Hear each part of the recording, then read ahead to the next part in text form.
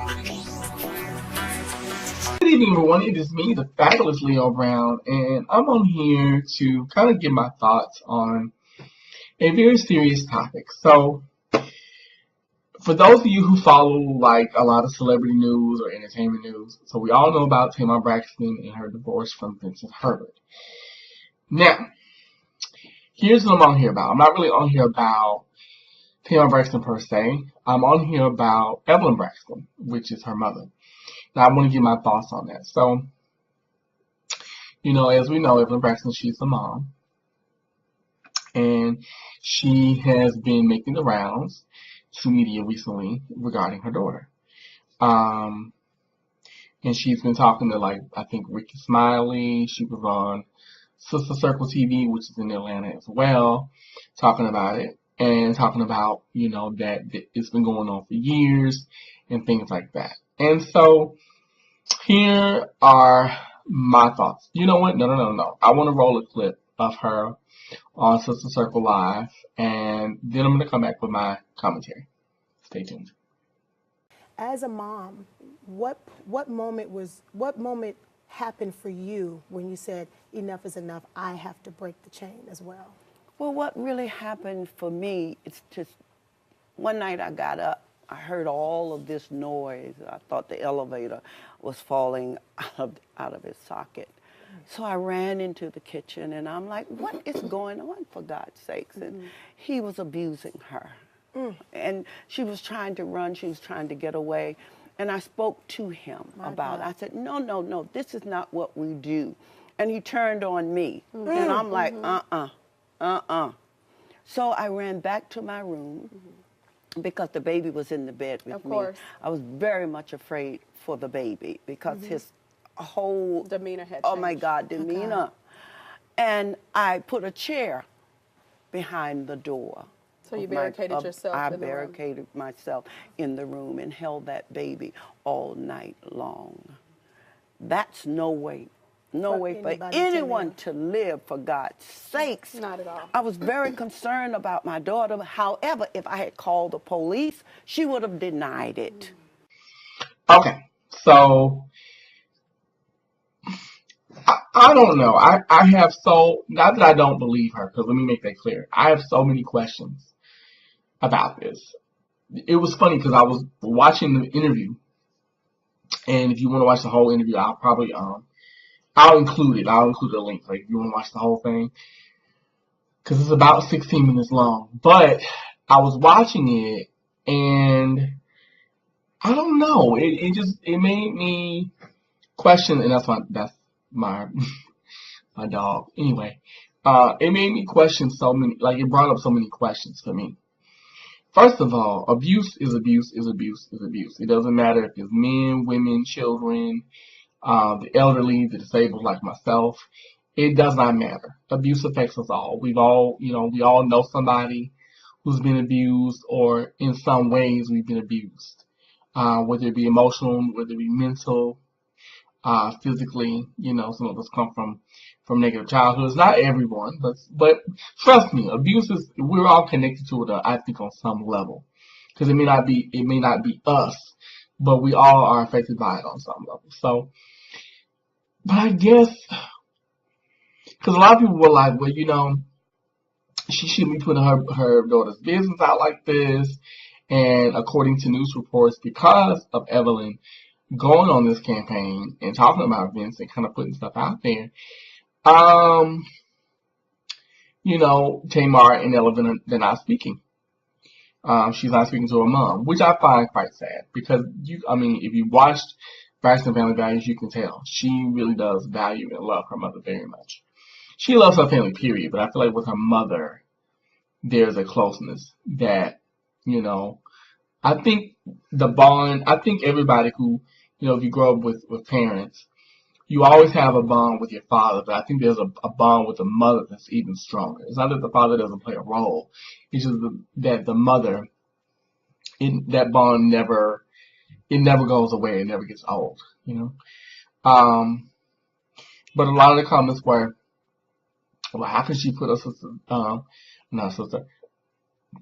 her daughter's business out there like that? How can she do that to her daughter, And I'm going, but that's the problem. That's the problem. We have gotten so used to, especially in our communities, we've gotten so used to living in a culture where it's okay to be secretive.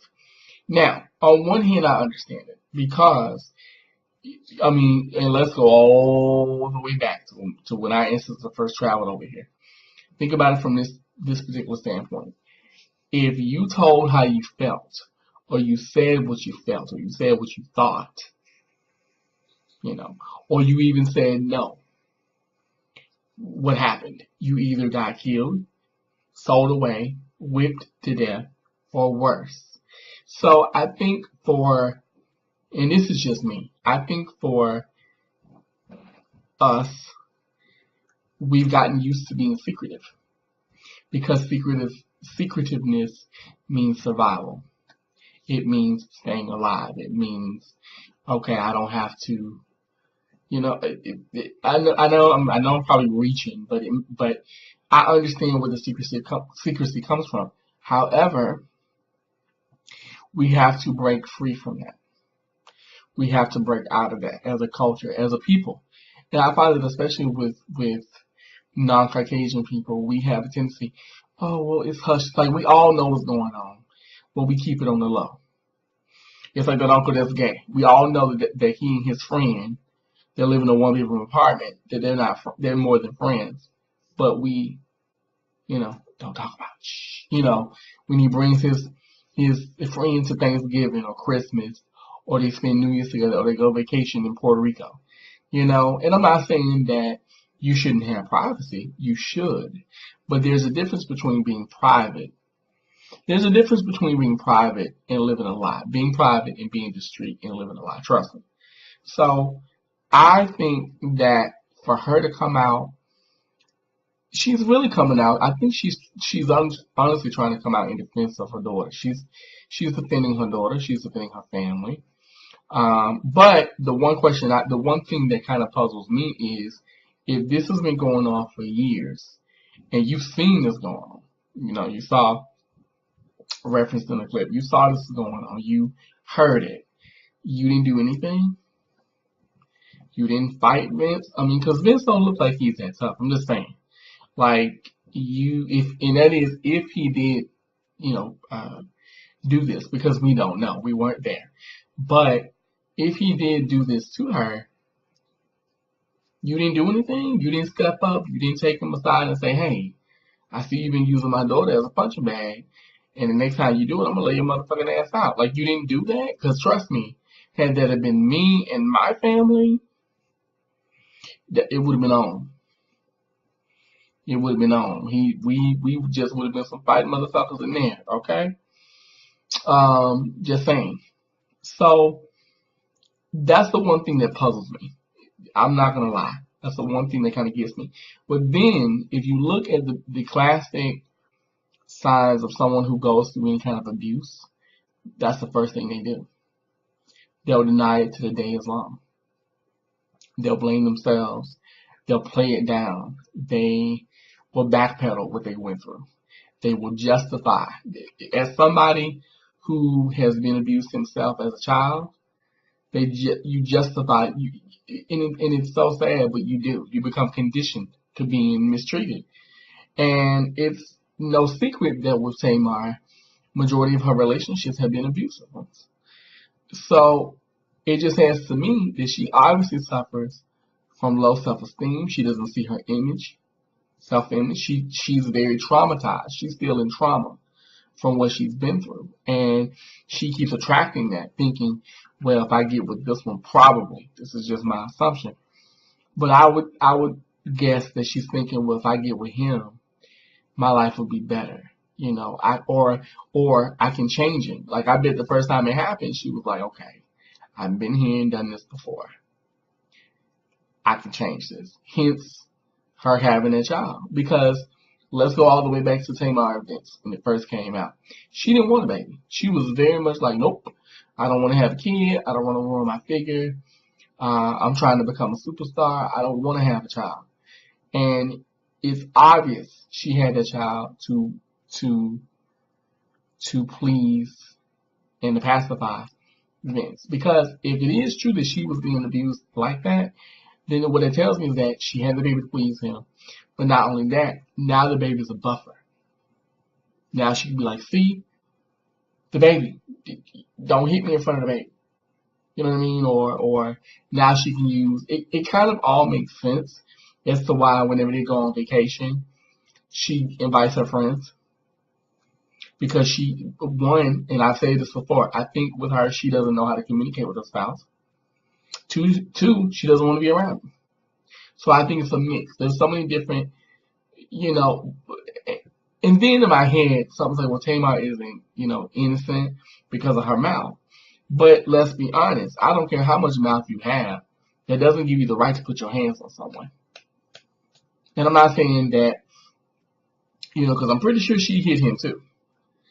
But even if she was hitting him, same thing. That doesn't give you the right to do that. I'm just saying that, you keep your hands to yourself. So I understand why Miss E is doing it. A lot of people are kind of like, well, I think she's got a motive. I don't think so. I think she knows that she can't go to Tamar and talk with her and say, well, girl, I'm worried about you, because she knows that her daughter's not going to listen to her. So what does she do? She goes to television. She gets interviewed. But if you really notice too, she's not going into detail. She could, but she's trying her best to hold her tongue. But she's like, okay, I'm going to tell some of it, but I won't tell all of it because I can't, spill all the tea like I'd like to. So you can tell that she's trying to be objective, but at the same time, part of it is like, but I can't. That's my daughter. My daughter could lose her life. So I understand Miss Braxton's thing. I get it. I think that she's not doing anything wrong. Because there's only so much you can talk to somebody. And sometimes you have to take drastic measures in order for someone to really listen to what you have to say. And to get your point. And if it takes her going on TV and going on Ricky Smiley and all those shows to do that, then that's what it takes. Because I can see Tamar being in denial that he's abusive towards her. I can see them both denying in a way that they're toxic for one another. I can see that. So I just wanted to share my thoughts. And honestly, if it's true, because, remember they had the police calling them twice. So if it is true that they have been abusive towards each other, I hope they get help separately. I think the divorce is what they need. Not just cause, but if it's really true, no child needs to see that. No child needs to be raised in that. Because that's going to show that child, well, that's how you treat people. When you don't get what you want, you slap them around. Or that love is always volatile. Love is hurtful. Love is, deceptive and manipulative and all these things. So I really do hope that she's getting the help that she needs. I hope that one day she understands what her mother was doing and why her mother did it. Now I think she will once she kind of gets out of her own little shell. She'll understand. But I just wanted to share my thoughts. So I want to know, what do you think? Leave me your comments below. Please, I do read them all. Read your comments below. Leave your comments below.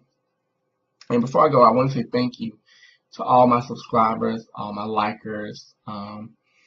You guys have been extremely supportive. It means a lot. It really does. Like, I'm looking at my subscription count, and my channel is, and I say this all the time, my channel is not for everyone, but it means a lot that you guys are watching me. It's nice. It really is. It's cool. And I like the dialogue that we all have here. It's a wonderful thing. So just wanted to share my thoughts on it. And like I said, I think it's sad that people are giving Miss E backlash. That's her child. That's her daughter. Yeah, she grown, she's 40, but still, in her mind, that's not only her daughter, that's her youngest daughter. That's her baby. That's like me. That's like if I was being abused and my mother knew, like, and I'm pretty sure that she's tried to intervene and tried to stop her and tried to tell him, like, leave him or whatever.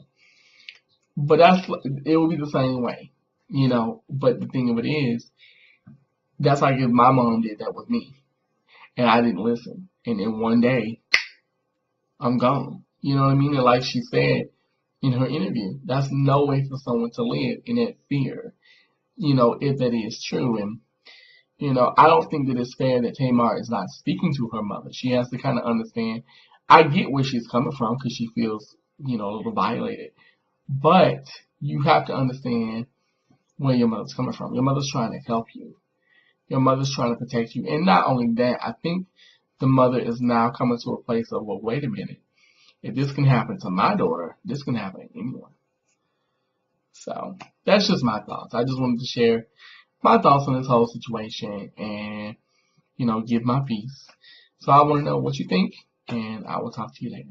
Okay? Bye.